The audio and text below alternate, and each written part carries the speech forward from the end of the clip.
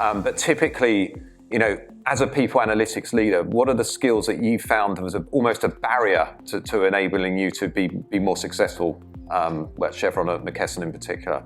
So I think Heather really has it right when we talk about a data translator, a data interpreter. Those kinds of consulting skills of how do we take the insight and then make it understandable and then actionable are probably the biggest accelerators. And I think there's some great work from Deloitte and others that talk about that, but also the biggest barriers. So when we think about scaling people analytics and scaling insights across an organization, whether it's a smaller organization or a very large organization, having that data mindset is critical. And I think the question then becomes, how do you build a data mindset? So within a people analytics organization, certainly having the deep skills, so the core analytics skills that are developing the insights are critical, but you need those data translator skills to bring it out to the business. But it's not a one-way street.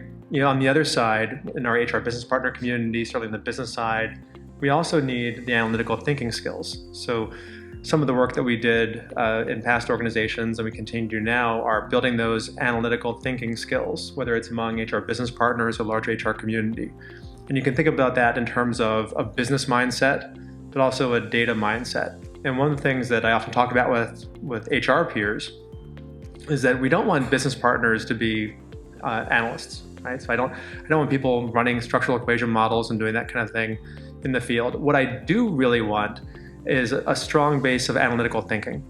So what's the problem? Clearly identifying the problem statement, breaking it down in terms of root cause, and then coming to the team with a clear understanding of, well, I think this is the problem. I think this might be what's driving it. Here's some data sources I'd like to explore.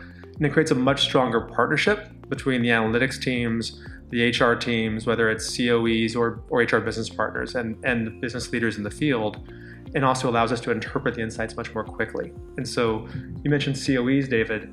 When we think about building COEs or communities of practice, really building the analytical thinking skills in the HR community, not just the hardcore analyst skills. In this series, we will be speaking to a range of senior leaders who are pushing a data-driven and digital HR agenda. Make sure that you subscribe via your podcast app of choice and also via our YouTube channel for free and regular interviews with the digital HR leaders of the future.